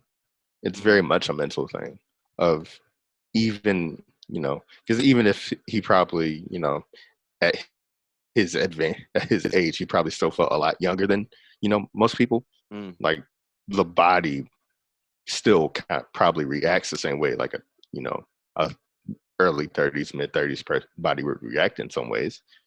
But you have to mentally push past that block. And I think that's what a lot of that second 3P was. It was more mental than it was physical. Yeah. Especially towards the beginning of it, for sure. Yeah. And again, like, it's just, like I said, there is a price that has to be paid in order to achieve that. And he was willing to pay it. And if he was willing to pay it, he was going to make sure that everybody around him was willing to pay it. Because here's the thing, individuals don't make championships. You know what I mean? Absolutely. And I think, there's no I in team. There's a me in that motherfucker. Shout out to Kobe. Shout out to the late, great Kobe. R.I.P. in peace. But I think about that, even when they talk about Jerry Krause talking about, oh, yeah, we have a great organization, which, yes, was petty. But I think there's some truth to, when we get into conversations about like, oh, yeah, LeBron, Kevin Durant, like, who compares? So much Get of it. Get KD out of your mouth. Get KD out of this picture. He is in the conversation. No, he's not. No, he's not. I am not having this conversation. Get KD out of this entire And I think KD platform. is in that conversation, by the Hell way. no. Oh, okay. But I'm not having this conversation. We are not ESPN, okay? We're not ESPN. We're not going to. I was saying that to say, right? So much of being a champion is about luck. Like, yes, it's about hard work. Yes, it's about stats. Yes, it's about, being able to be a clutch player when it's important. But it's just simply being better. And being better, but it's also about luck. It's he talks about how on the third 3P, the championship game happened to be on Father's Day, right? Anyway, yeah, the first one of the second 3P, yeah. First or second, yes. And the luck of it that Michael Jordan was number one, playing like a beast, and then number two, that it happening to be on Father's Day ended up motivating him to be able to play at that elite level, that it motivated him to do that. And it all came together in this way, right? You couldn't write that. You couldn't like artificially create that. It's like, even if you wrote that, it would be like, that's too good of a fairy tale, right? Like, it's too perfect of an ending. Absolutely. And so I think a lot of it is luck, and it doesn't. And that's why when I hear these conversations, what I think to myself is, does it even matter? Because at the end of the day, there's too many variables. And quite frankly, some players are just very fortunate to be at the perfect place, at the perfect time, in the perfect era. If there was no Scottie Pippen and Dennis Rodman, or, Paxson or Steve Kerr or, Grant, any of them, right? If they're not on the team, this isn't happening. He's just a phenomenal player, right? And there's or the coach. He dropped 30, 35 every game. Didn't win championships. Yeah. A lot of it is just simple luck. Absolutely. Yeah. And so that's sort of what I've been taking away from a lot of this is just, whatever you believe in, the universe, whatever, came together to make it happen, and he just so happened to be the type of guy that took advantage of it when it came Yep. to him. Yep. And part of it is, you know, being the one to tell your teammates, like, yo, like, we're not taking no days off. Yeah. We're doing this. We're killing. We're conquering. You might not like me right now, but you got championships. Yeah. Either run behind or get left behind. Facts. Although that me and Mike would have had to scrap for sure. Oh, absolutely. The blatant disrespect so many times. You know, I would have. I ain't saying I'd have won. I ain't saying I would have won. But you know, those fights are not for winning. Those fights are literally to be like, I'm gonna let you know that this ain't sweet. Like, I'm gonna let you know that you can act up. I don't care how many points you drop a game. Disrespect will not be disregarded. I'm gonna eat, bitch. I don't care what happens. Man, I wish another grown man would tell me I can't eat. I can't eat. That's all I got at this point, man. Funny enough, I think I read somewhere that I think Horace Grant, I don't know if he said it publicly, but he may have said it to somebody that like he was about to like fight when Mike did that. I mean, yeah, like it was gonna happen if his teammates hadn't, it was like, yo, nah. Like he was like out of fault. Like we just scrapped. I know that Shannon talked about it. Yeah, that's where I heard it. Yeah. He had a conversation with him, and apparently Horace Grant said some things that made Shannon uncomfortable. That's how candid he was. But yeah, that was one of the things he disclosed was that, Horace Grant was like, nah, like, let's throw hands. Nah, understandable. Hell, I understand why Steve Kerr was like, fam. But you have to. I mean, like, when you have people that are that talented and that dominant and want to push you. I mean, they brought up Scott Burrell? Oh, right? Yeah, Scott Burrell. Yeah, like, he was a nice guy that, who's like just refused to ever like respond. He just played hard and just didn't respond. And I respect that wholeheartedly. Couldn't be me though. You know what? I don't know if it would have been me or not. It depends. It depends on how good my life is outside of basketball, to be honest with you. Some of it I could kind of ignore, but there's some lines where it's like, nah. Nope. We got to throw hands. For me, it's if you throw the first punch, I'm going to meet you where you are. I'm going to match your energy. That's just how I am as a person, though. Like Steve Kerr situation, I can imagine it. Michael Jordan, talking in my face, messing with me, pushing me, whatever. Yeah, I'm gonna hit you back. You hit me in the nose. Okay. And everything was fine after that. So. Yeah. But again, like it's like you said, it's a price for being the best. There's just a price for being that type of dominant spirit. And men do it all the time. I remember two of my friends, they got into a fight, and I just let them fight. I didn't even try to intervene. And somebody was like, "You just gonna let them fight?" I'm like, sometimes you just have to get it out that way. Like sometimes, sometimes dudes just gotta fight, man. You just gotta fight. It's toxic. It's low key toxic, but like it definitely is. Just get it out. Honestly, get it over with. Once because them fights never last like more than a minute. And if they do, then there's probably a bigger issue. Yeah, like they never last that long. And once it's done, usually it's like a couple of days later, they meet up, they make a joke about it. All good. No, I definitely got into one of those types of scraps in college with somebody I didn't even know that well. And I was so confused because I don't have relationships like that. I don't fight my friends. Ain't nothing worth fighting over. Like if we get into I ain't gonna lie, there was a brief period where I kind of wanted to fight Keaton. I ain't gonna lie, there was a brief period, and it was only because like, fam, you just annoying as hell. Freshman year Keaton was a nuisance. I agree. But obviously we've gotten past that. Look at that growth. Really? Have we? Growth. Have we gotten past this? Growth. What's that? I mean, if I ever show up in Nashville, maybe it might be something, but. Oh, well. Hey, I'm coming to Chicago this year. Oh, cool. We could set up a scrap meeting. Scrap meeting. Before we get on the pod, y'all got to hurry up and scrap. Didn't it? That actually might have been a fake app from like a TV show. But I swear there was like an actual, or maybe people thought like this should be an app. I think that's what it was. That's a while ago, where like you could meet up with people just to fight. I remember this. That's I the think it was worst like a idea fake I've app ever idea. heard in It my was like a life. fake app idea Some where you random just like ass show up like, UFC, fam, we just gonna fight. bro. Some random ass Yeah, no. UFC fighter is gonna show up, and you gonna get just destroyed, and they're gonna be like, "Oh, that was fun. See ya."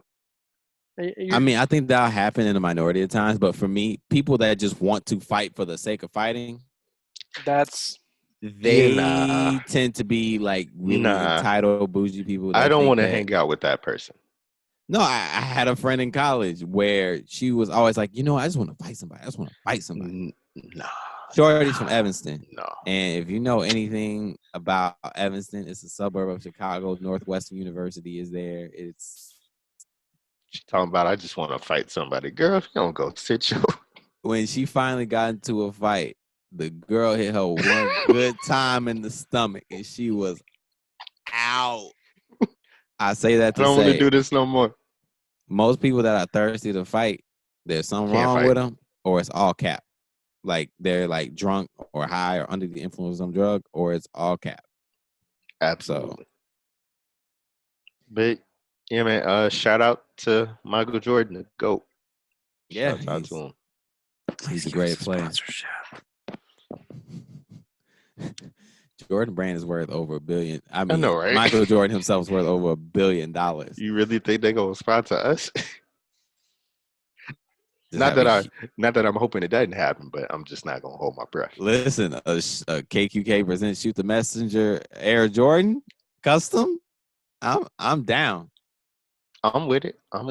If Diddy, I took my glasses off for this because this is something special. I might tear up. This is serious. Exclusive. If Diddy and Jordan sponsored us, I might literally weep. You might get an N-word pass at that point. That's a lot. No. I will say this publicly for the only time you'll probably ever hear me say this. No white individual, especially from the South, ever gets an N-word pass, no matter how many sponsorships, how many friends, how many. Sir, let me say this. If you got a Ciroc in your name and you got an Air Jordan custom design in your name, you might get one. You might get one. Just one. Just one. That's a lot more than anybody else. Imagine being like, hey guys, can I use it now? Be like, yeah, now's a good time. You get one. Here's my only one. This is Michael Jordan. Like, listen, you get one. You get one. And then he's like, yeah, Playboy, you get one. And better use it right. Use it well. It's like an actual just like card, and it's just like, yeah. No, it's a card. Yeah. Oh yeah, you got to get it like hole punched. You got to hole punch it. They just burn it. It's just you use it once, it's done. Yeah. Where'd your card go, Keith? We burned it. Yeah, I'm a firm believer that I guarantee you, just about every white person has said the N-word at least once. Maybe not to other people, but they definitely said it at least once. I agree with that. Correct. Yeah. I agree with that. It's too much a part of the culture at this point. Absolutely. If you listen to anything outside of just straight up pop, country, you don't live under a rock. Yeah. You're going to hear a song with that word in it. So shout out to hip hop for taking over. Appreciate y'all. And R&B. Y'all did that. And Please. Always. Stay loaded. Yes. Stay capped. Stay ready. And always wrap it up. That's fact. Which again. Always. Bless you. Always. My girlfriend Steve. You gotta be respectful. Always wrap it up. I don't care how dangerous you're feeling. I don't care how unless good it feels. You are super prepared. Oh yeah, unless you want some. Yeah. Wrap it up. Wow, look at that. KQK presents Shoot the Messenger. KQK presents Wrap It Up. Oh God. Oh, we're not getting a condom sponsorship. Hey, Trojan. What's up, y'all? How's it going? No, just nothing against the condom companies. Y'all are doing amazing work, but no. In that case, we're definitely getting an OnlyMans. For the men, And with that, KQQ presents Wrap It Up, aka Shoot the Messenger. Yes, and that's a great segue Absolutely. to the fact that we're about to wrap it up right now. So we went through Bryan Adams being a racist on Twitter. Seriously, y'all, if you racist, just get off social media, please and thank you. Don't record yourself. Just don't. Just keep it to yourself. Right? Don't record yourself. Keep it to yourself. Yes, we just need to make a bunch of signs of telling people like, hey, just so you know. Don't record yourself. Don't record yourself. Keep it to yourself. Tekashi 6ix9ine, his $200,000 donation being denied because he's a registered sex offender. Future recently just learned that he's got a new baby mama to the team. 8 on the way, baby. 8 on the way. And if that enthusiastic endorsement didn't make sense, because it shouldn't make sense, we also talked about the Future album, High Off Life, Kehlani's album. It was good until it wasn't, which, again, describes a lot of moments in life. Earl Thomas being threatened by his girlfriend and her friends, and also his brother as well, all in a cheating frenzy. Please don't kill somebody over cheating, y'all. Please. Please. And finally, we talked about The Last Dance. You know, Michael Jordan's the GOAT, and there's a price to pay, and he paid that price. So, this is KQK Presents Shoot the Messenger. We'll see you all next time. Deuces. G. Sponsored by Ciroc. Yeah. All right, you got to turn up the recording whenever you're ready. Or we just... Rack it up. I got a bit of the bank to make me a safe house. Shake it up. She got her hands on her knees and she bringing the cake out. Smoke it up. I got some gas, some packs. I'm up in the greenhouse. Ball it up. I'm with the gang. We taking shots off the rebound. Fucking my posters, say now. I've been humble too long. Yeah. Tell them all to stay calm. Yeah. Tell them all to move on. Yeah. Fucking my posters, say now. They be lost in the sauce. Yeah. Took a loss, that's your loss. Yeah. Had to get my point across. Heard them lasers talking now and we don't pay that no mind. Didn't need to watch and know that I'll be here in no time. Put a candle on it, had to tell them they could blow mine. Lights, camera, action, shows. I'm smoking that dope from Edmond. We the new meth in Redmond. We ain't real blood, but we brethrens. Run up a check and it's pending. She talking my news, we'll send them. Fuck with the fam, you a dead man. Jesus, peace on my pendant. And we still independent. ISO, yeah, we trending. Watch what you say, don't offend them. They keeping it real, they commend them. People like get your wife pregnant, but I ain't trying to be dependent. I need money, never ending. I'm talking 100%. I need the owner, you rent it. Whoa, step in the spotty and watch how they panic. Yeah, we the duo, you know we dynamic. When we outside, we be stopping the traffic. Breaking their necks, them they upset. How them boys doing more when they got less? How they on this and how they on that? How they got this and how they got that? Too busy watching us, they need to stop that. Talking my shit, you know we gon' pop that. See it, I like it, yeah, I'm gon' cop that. When we on top, how you on top that? Nah, you ain't got nothing on us. I'm steady calling your bluff. Pass me the split, need me a puff. You don't want smoke, tell them that's tough, yeah. Heard them lasers talking now and we don't pay that no mind. Didn't need to watch them, know that I'll be here in no time. Put a candle on it, had to tell them they could blow mine. Lights, camera, action, shows. Rack it up, I got a bit of the bank to make me a safe house. Shake it up, she got her hands on her knees and she bringing the cake out. Smoke it up, I got some gas, some packs, I'm up in the greenhouse. Ball it up, I'm with the gang, we taking shots off the rebound. Fucking my posters, say now. I've been humble too long, yeah. Tell them all to stay calm, yeah. Tell them all to move on, yeah. Fucking my posters, say now. They be lost in the sauce, yeah. Took a loss, that's your loss, yeah. Had to get my point across, yeah.